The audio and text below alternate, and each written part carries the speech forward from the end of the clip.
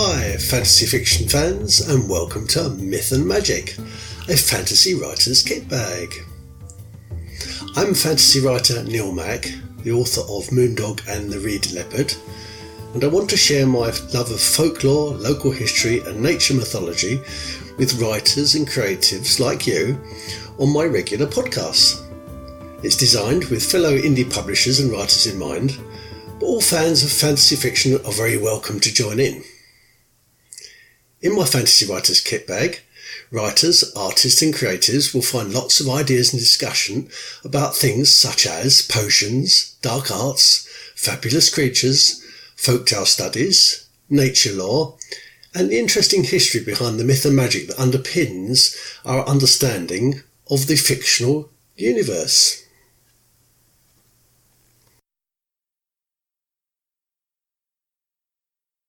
So after the excitement of Whitby and the North York Moors, and leading up to the NaNoWriMo month, which starts in just a few days really, on November the 1st, and also leading up to the Gothic period of Halloween, I just wanted to cover two big topics in this week's show. Then we'll go back to the normal format possibly next week, hopefully. So my big topic number one is this: what connects Kentucky-born actress Helen Benson, and she saw stardom in The Day the Earth Stood Still, which was a sci-fi tale by Harry Bates, and connects the Rumneys, which are English Romany travellers, and James Bond creator Ian Fleming, and here's the giveaway, Charlie and the Chocolate Factory. Have you got it? Have you got the answer? That's right. The author Roald Dahl. British novelist Roald Dahl ranks amongst the world's best-selling fiction authors, with sales estimated to be over 250 million books. He was born in Llandaff, Cardiff in Wales in 1916 and served as a fighter pilot in the Second World War. As a boy he attended Repton School in Derbyshire, which was a kind of Hogwarts mixed with Tom Brown's school days. And it's here that his English teachers reported that he wasn't particularly talented. And whilst he was at Repton Public School, he underwent some bullying and some nasty behaviour, not only from pupils and prefects, but also from the teachers at the school. But whilst he was at Repton, the Cadbury Chocolate Company used to send samples to the boys in the hope that they'd try them out and review them. This experience probably inspired Roald Dahl to think about the story of Willy Wonka. As an RAF pilot, Dahl took part in the Battle of Athens in April 1941, and he shot down several enemy aircraft, and therefore he became a fighter ace. And during and after the war, once he'd been invalided out and he could no longer fly, Dahl was introduced to espionage, and he became an officer in the fledgling MI6 spy department and worked with Ian Fleming, as well as other people. And Ian Fleming is, of course, the creator of James Bond. So that's the connection with James Bond. And Dahl married American actress Patricia Neal. In fact, he lived in America for a while towards the end of the war. I think he was working there as a diplomat and an envoy, but also as part of his MI6 role. Anyway, he married American actress Patricia Neal, who found fame in The Day the Earth Stood Still, alongside Michael Rennie. They got married in 1953 after the war, and they were married for 30 years and had several children. But Neal and Dahl divorced in 1983, and then the author married Felicity Crossland, and Felicity moved into Gypsy House in Great Missenden in Buckinghamshire. This was the family home of Roald Dahl in a small village, Great Missenden, which also happens to be on the edge or the periphery of London, so it's part of London's satellite, if you like. And Gypsy House had a lot of personal resonance with Roald Dahl, and he even had a gypsy caravan, a Rumney caravan, in his back garden, which he and his children used to play in. Roald Dahl's first published work was The Gremlins, and this was during 1943, during the war. RAF pilots named the people or the things that caused them all the trouble the Gremlins. So if they had mechanical troubles or if they had mishaps, they'd say the Gremlins got into the system. The 1984 Spielberg-produced film, also called The Gremlins, was based loosely on this first book. Later, Roald Dahl wrote Charlie and the Chocolate Factory, and a 2012 survey by the University of Worcester stated that it was one of the most common books that the UK had read as children. And that was after Alice's Adventures in Wonderland, The Lion, Witch and the Wardrobe, and The Wind in the Willows. It's interesting to note, isn't it, that the most common books that UK adults read as children were all fantasy fiction. After Charlie, he wrote Matilda, which is set in a small Buckinghamshire village not dissimilar to Great Missenden, and it's said that the character of Mr. Wormwood was actually based on a real-life chap that Roald Dahl saw in the village. Then the somewhat macabre story of James and the Giant Peach, which might have been inspired by the author's memories of having to sleep on bare floorboards at his Repton school. Then the dark fantasy novel The Witches, which is set partly in Norway, and Norway is Dahl's second country. He spoke Norwegian. He had Norwegian ancestry, and his mother used to teach him and tell him Norwegian fairy stories as goodnight stories. And he had some memorable holidays in the country prior to the war. This book, The Witches, was adapted into a film starring Angelica Houston and Rowan Atkinson in 1990, which was also the year that the author died. And just to bring you bang up to date, a new version of The Witches is set for release in 2020. Fantastic Mr. Fox was published in 1970, and I've often wondered if the secret underground bunker and the bunker system was inspired by the wartime bomb shelters that were used most likely by Roald Dahl and Ian Fleming during the war. And also the thought about food shortages may well have been inspired by the food shortages and food rationing that Roald Dahl experienced and saw for himself in Britain and across the world during the war. The bunker system might also have been influenced by the nuclear bunkers that he must have known about during his time in the 50s when he worked for MI6. Anyway, the 2009 film with George Clooney as Mr. Fox was directed by Wes Anderson. The BFG was in the top 100 of the nation's best-loved novels, according to BBC 2003. And he also, I think, published The Twits in 1979. Dahl's stories often contain villains who hate and mistreat children, though they often feature at least one good adult who may be able to help the children, or not. And there's no doubt, I think, that Repton Public School probably played a huge part in influencing his tales. It's obvious, for example, that he was ill-treated at the school and possibly even systematically bullied by the adults, by the teachers, during his school days.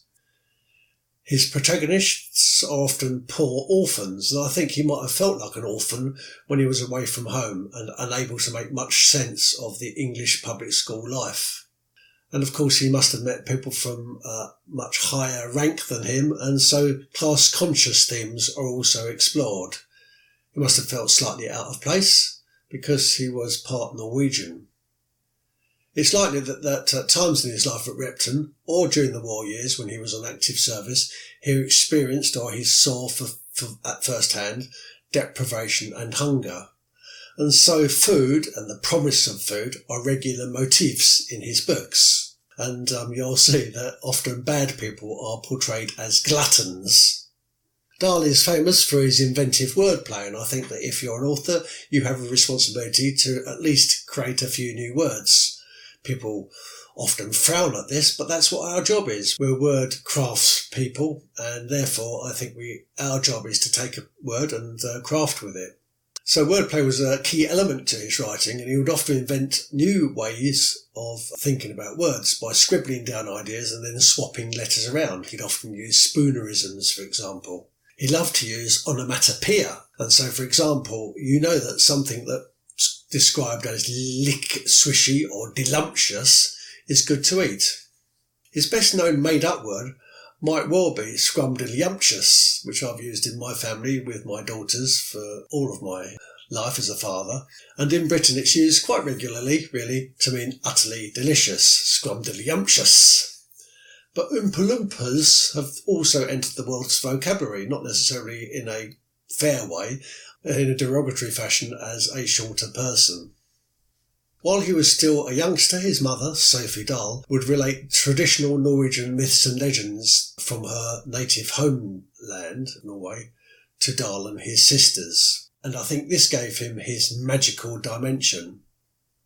Those of you who don't believe in magic will never find it, he said. Roald Dahl.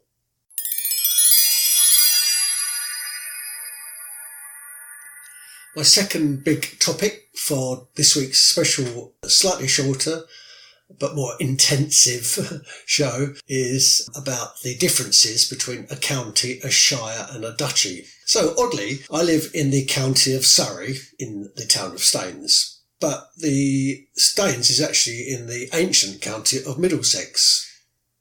So why do I live in two counties? I live within easy walking distance of Buckinghamshire, Berkshire, and with just a little bit down the road from Hampshire. So why don't I live in a shire or shire?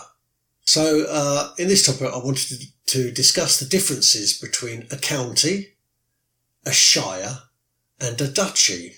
But in fact, first we have to start with an even more basic one. What's a kingdom? And so we'll start with what's a kingdom, and we'll try to break it down from there. So, a kingdom, and you may well be using a kingdom in your own fantasy fiction, and kingdoms are almost always used in fairy stories, legends, fables, and old-style fantasy fiction, but also can be used in modern fantasy fiction as well. So a kingdom is ruled over by a king, and it's a realm. A kingdom can also be ruled over by a sovereign queen, so think of the Queen of Hearts. It's worth noting that after the Roman Empire crumbled in Britain, there were 7 kingdoms in Anglo-Saxon England, although this number of kingdoms with their associated sub-kingdoms might have fluctuated up or down given the political mood of the time. And this happened during the period which we know as the early Middle Ages. So the first thing to note is that in England alone there were 7 kingdoms. The 4 main kingdoms of England during the early Middle Ages were East Anglia, so there was a king of East Anglia, Mercia, the king of Mercia, Northumbria, which was included into 2 sub-kingdoms, and Wessex. The other main kingdoms included Essex, Kent and Sussex. If it's got EX at the end, it gives you a clue that it was most likely an Anglo-Saxon kingdom.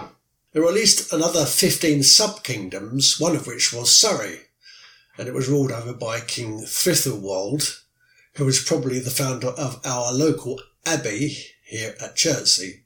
It's an abbey that I've mentioned before. And it's probable that the Kingdom of Surrey was the inspiration, by the way, for the Little Kingdom described by Tolkien in his fantasy fiction parody Farmer Giles of Ham. So it's best to think about all of these small wee kingdoms when we talk about the United Kingdom. And it's also important to imagine how they must have eventually, and painfully, most normally through war, must have come together like jigsaw pieces and eventually under the yoke of one throne to form the larger realm that we know as the Kingdom of England. And the Kingdom of England lasted from year 927 to 1707 when it became the Kingdom of Great Britain. So the United Kingdom isn't just England, Scotland, Wales, Northern Ireland. It's more than that. It's the original 4 main kingdoms, the 3 other kingdoms, the sub-kingdoms, all joined together to make the Kingdom of Great Britain. So, what's a duchy then? Well, a duchy is a medieval country ruled over by a duke or duchess, which is the highest ranking noble under a king. And a sovereign duchy, and it might also be called a grand duchy, such as Luxembourg, is still to this day ruled over by a grand duke. So the proper word or proper name for Luxembourg is the Grand Duchy of Luxembourg. Generally in Europe, the Grand Duke or the Grand Duchess was independent and sovereign and the head of state over their country. And incidentally, I'm not going to go much more into it than this, but a principality is similar to a Grand Duchy. And so, for example, the micro countries like Liechtenstein and Monaco in Europe are still ruled over by a crown prince, and so they're principalities. And so is the Principality of Wales in Britain. Anyway, back to duchies. In medieval England, the duchies that were associated with the territories of Lancashire and Cornwall were created to bring a revenue into the privy purse and were subservient to the High King, with their ducal powers gradually becoming merged with the crown. And if you've ever been watching the daytime drama of Brexit on the news or on British Parliament channel, you might well have seen a politician standing up to speak, and he has the grand title of the Chancellor of the Duchy of Lancaster. And so all he is the person who brings in the money from the Lancashire area to the privy purse. And he's appointed on behalf of the Queen to run the duchy. The Duchy of Cornwall was the first duchy created in England, and it was established by royal charter in 1337. And the Dukes of Cornwall, ever since the time of King Arthur, were often seen as semi-autonomous. Edward, the Black Prince and the eldest son of Edward III, was made the first Duke of Cornwall. The present-day Duke of Cornwall is Prince Charles, Prince of Wales. The duchy includes some extended rights over territory, not only in Cornwall, but also over quite a few square miles of Somerset. And therefore there is some debate, and there's still some debate, about the constitutional status of Cornwall. Is it a county within Great Britain, or, like Luxembourg, is it a grand duchy? I think it's a bit of both, but there's never been any black and white decision made on that. And while we're talking about duchies, the hereditary Duke of Atholl, who's the clan chief of Clan Murray, commands the only legal private army in the world, in Europe, known as the Atholl Highlanders. And they're headquartered at his amazing castle at Blair Castle, which I've been up to, and it's absolutely fantastic. So that's what a duchy is. And so we do have duchies in Britain. And we have, obviously, the Duke of Atholl, which I just mentioned, but we also have the Duchy of Lancaster and the Duchy of Cornwall. But what's a county? Well, a county was, or is, a territory under the jurisdiction and sovereignty of a count. But in England, in English language, we don't have the rank of count, but we do have the rank of earl. Earl and count are exactly the same thing, but we say earl in English and they say count on the continent of Europe. We also do have in this country viscount, and so that would also correspond with the title of count or earl.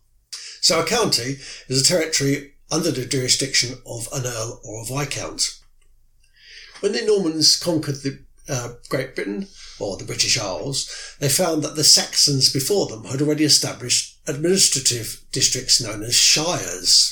And I'll come to those in a minute. And the historic counties of England, and these were often based on earlier sub-kingdoms or those shires, came in after the Norman conquest and were designed to allow the monarch to exercise control over areas which are further from his court through a chosen representative, often a sheriff or a Lord Lieutenant. And lieutenant is the way that we say in English, lieutenant. But it's spelled lieutenant, I-L-I-E-U-T-E-N-A-N-T. Eutenant. So back in William the Conqueror's time, at the Norman Conquest, there were originally about 40 counties in England, each one with either a sheriff or Lord Lieutenant. And this administrative way of dividing up a realm into counties was successfully exported, along with other British traditions, to British colonies all over the world, but especially to Canada and America, amongst others. A charter by Henry I in about 1130 gave the City of London its own sheriff, and the Sheriff of London also had jurisdiction over the county of Middlesex, so that, and I quote, "London and Middlesex were from that time regarded as one from an administrative point of view," although they retained separate identities. And later, some larger and some more important cities followed the same idea, the same construct.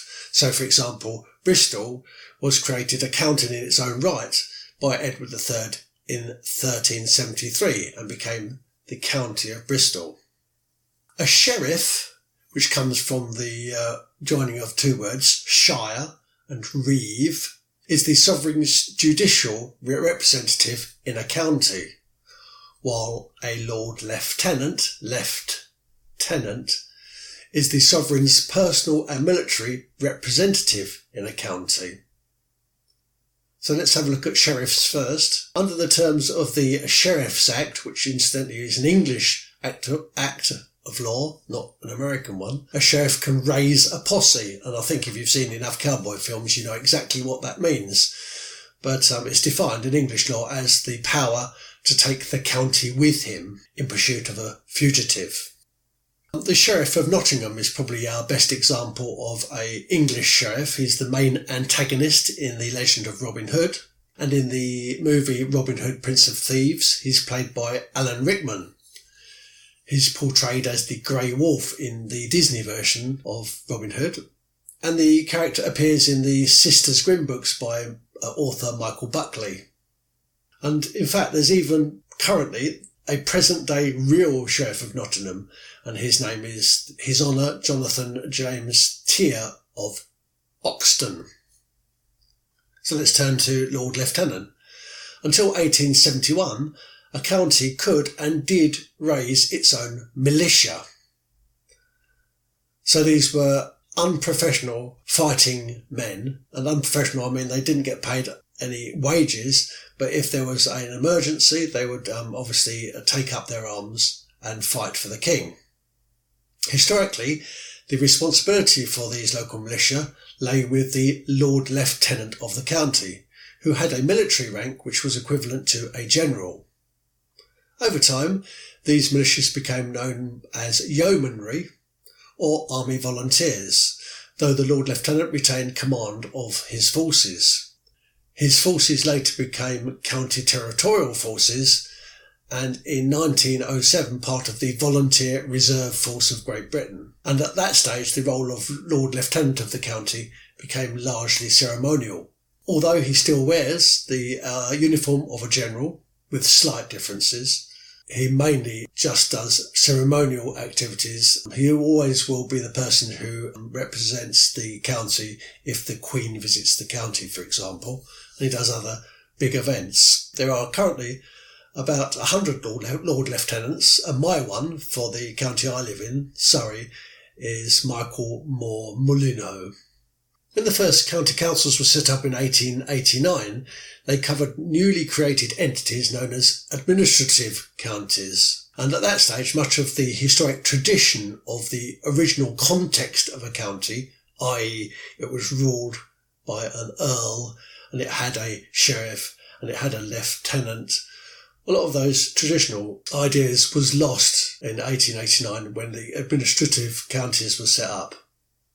And before I go any further and talk about the Shires, I just wanted to quickly cover County Durham, because it's slightly an anomaly, and quite an interesting anomaly, because it was originally ruled over, the whole county was originally ruled over by the Bishop of Durham, and it became what was known as the County Palatine of Durham, or the Liberty of Durham, and it was sometimes called the Liberty of St Cuthbert's. And these were lands that were passed to the bishop by the then King of Northumbria, if you remember earlier when I talked about these smaller kings.